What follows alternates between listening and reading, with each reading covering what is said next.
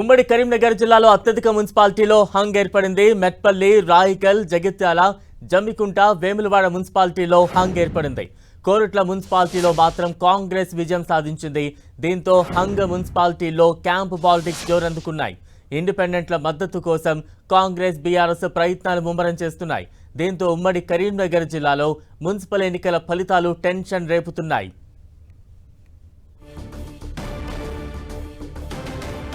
ఉమ్మడి కరీంనగర్ జిల్లాలో మున్సిపాలిటీలో హంగ్ అయితే ఎక్కువ స్థాయిలో కనిపిస్తోంది. దీంతో ఇండిపెండెంట్ అభ్యర్థులకు విపరీతంగా డిమాండ్ ఏర్పడింది. తాజా అప్డేట్స్ అందించేందుకు ప్రతినిధి సతీష్ సిద్ధంగా ఉన్నారు. సతీష్, కరీంనగర్ జిల్లాలో ఫలితాలన్నీ కూడా ఉత్కంఠ రేపుతున్నాయి. అభ్యర్థులు అదేవిధంగా గెలిపోవటములు ఇవన్నీ కూడా రాజకీయంగా చాలా అంశాలను మార్పు చేస్తారని చెప్పుకోవచ్చు. ఇటు రాజకీయ పార్టీలకు సంబంధించినటువంటి అభ్యర్థులు మెజార్టీ స్థానాలు గెలుస్తారని చెప్పి భావించారు. కానీ వారి ఆలోచన అంతా కూడా తలకిందులైనటువంటి పరిస్థితి. ఓటరు తీర్పు మాత్రం కొంత విచిత్రంగానే ఉందని చెప్పుకోవచ్చు. మెట్టుపల్లి, అదేవిధంగా జమ్మికుంట, రాయికల్ ఈ మున్సిపాలిటీ పరిధిలో హంగచ్చే అవకాశం కనిపిస్తుంది. చాలా దరిదాపుల్లోనే వీరంతా కూడా మ్యాజిక్ ఫీవర్ చేరువలోనే ప్రధాన పార్టీలన్నీ కూడా దూరం అవుతున్న పరిస్థితి. ప్రస్తుతం ఇక్కడ స్వతంత్ర అభ్యర్థులు కీలకంగా మారే అవకాశం మాత్రం కనిపిస్తుంది. ఇటు జమ్మికుంటలో దాదాపు బీఆర్ఎస్ 12 స్థానాలను గెలిచింది. అదేవిధంగా కాంగ్రెస్ 10 స్థానాలను గెలిచింది. ఒక మ్యాజిక్ ఫీవర్కు దాదాపు 2 ఇద్దరు అభ్యర్థులు అవసరం ఉన్నారు. కాకపోతే ఇక్కడ ఎక్స్ అఫిషియో సభ్యుని ఓటు కూడా కీలకంగా మారిన నేపథ్యంలో ఇటు జమ్మికుంటలో ఇటు కాంగ్రెస్ వర్సెస్ బీఆర్ఎస్గా కొనసాగుతుంది. ఇద్దరిలో ఎవరు బల నిరూపణకు ఎక్కువగా మెజార్టీ చూపిస్తారో వారికే ఈ చైర్మన్ స్థానం కైవసం అయ్యే అవకాశం కనిపిస్తుంది. మరోవైపు రాయికల్లో ప్రస్తుతం అయితే బీజేపీ ఎక్కువ లీడ్లో ఉంది. అయితే ఇక్కడ కాంగ్రెస్, బీజేపీ రెండు కూడా సమానంగా వచ్చాయి. ఇండిపెండెంట్ కూడా అదే రకంగా ఉన్నారు. ఇక్కడ బీజేపీ చైర్మన్ స్థానాన్ని కైవసం చేసుకుంటుందా, లేకపోతే బీఆర్ఎస్, కాంగ్రెస్ రెండు కలిసి ఇక్కడ కైవసం చేసుకుంటా. ఇండిపెండెంట్ కూడా ఇక్కడ 3 అభ్యర్థులు గెలవడం విజయం సాధించారు. వారు కూడా ఇక్కడ కీలకమయ్యే అవకాశం కనిపిస్తుంది. ఇటు మెట్టుపల్లిలో కూడా హంగు వచ్చే అవకాశం కనిపిస్తుంది. మొత్తానికైతే ఇటు హంగు వచ్చిన నేపథ్యంలో చాలా స్థానాలు మాత్రం కాంగ్రెస్ కైవసం చేసుకుంది. మెజార్టీ స్థానాలపైన బీఆర్ఎస్ మరొకసారి ఆశాభావం పెట్టుకుంది. హ్యాట్రిక్ సాధిస్తామని చెప్పి బీఆర్ఎస్ కొంత ధీమాతో ప్రచారం వెళ్ళినప్పటికీ ఓటర్ తీర్పు మాత్రం ఇటు కాంగ్రెస్ వైపే ఎక్కువగా మొగ్గు చూపారని చెప్పుకోవచ్చు.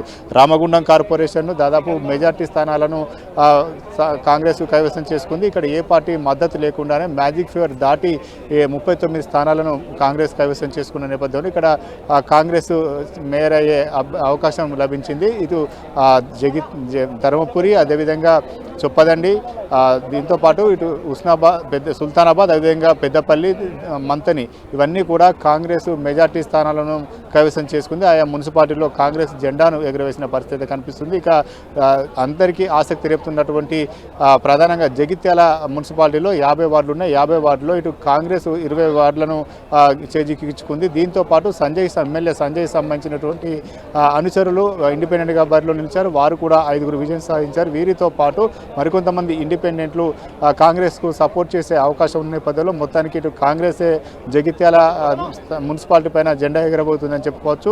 ఇటు బీఆర్ఎస్ సిరిసిల్ల స్థానాన్ని కైవసం చేసుకుంది. సిరిసిల్ల మున్సిపాలిటీలో హ్యాట్రిక్ విజయాన్ని బీఆర్ఎస్ కైవసం చేసుకుందని చెప్పుకోవచ్చు. ఇక్కడ బీఆర్ఎస్ సంబంధించినటువంటి అభ్యర్థులు మెజార్టీగా విజయం సాధించడంతో ఇక్కడ బీఆర్ఎస్ ఈ స్థానాన్ని కైవసం చేసుకుంది. కేటీఆర్ ముమ్మరంగా ప్రచారించారు. కేటీఆర్ ఇలాగా చాలా అందరూ కూడా ఇక్కడ మెజార్టీ స్థానాలు కైవసం చేసుకోవాలని చెప్పి బీఆర్ఎస్, కాంగ్రెస్, అదేవిధంగా బీజేపీ ప్రయత్నించినప్పటికీ సిరిసిల్ల ఓటర్లు మాత్రం మరొకసారి బీఆర్ఎస్కే అవకాశం కల్పించారు. వేములవాడ సైతం కాంగ్రెస్ కైవసం చేసుకుంది. మొత్తానికైతే ఫలితాలంతా కూడా అభ్యర్థులు ఊహించిన దానికి, ప్రధాన పార్టీలు అంచనాలు వేసిన దానికంటే భిన్నంగా వెలువడ్డాయని చెప్పుకోవచ్చు. కరీంనగర్ కార్పొరేషన్ పైన అందరి దృష్టి మాత్రం నెలకొంది. కరీంనగర్ మెజార్టీ స్థానాలు ప్రస్తుతం అయితే బీజేపీ కైవసం చేసుకుంటుంది. దాదాపు ఇప్పటికి మనకు అందిన సమాచారం మేరకు బీజేపీ 23 స్థానాలు గెలిచింది.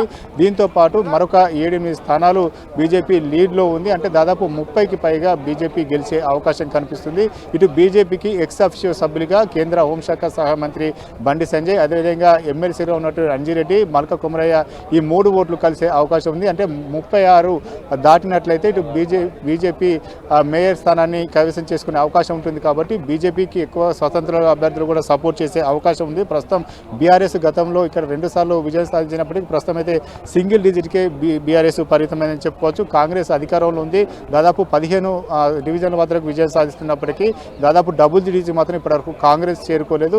ఇక ఎంఐఎం మాత్రం 2 స్థానాలను చేజిక్కుంది. గతంలో 6 స్థానాల్లో ఎంఐఎం అభ్యర్థులు విజయం సాధించారు. ఇప్పుడు ఎంఐఎం స్థానాలు కూడా తగ్గినట్లుగానే భావించాలి.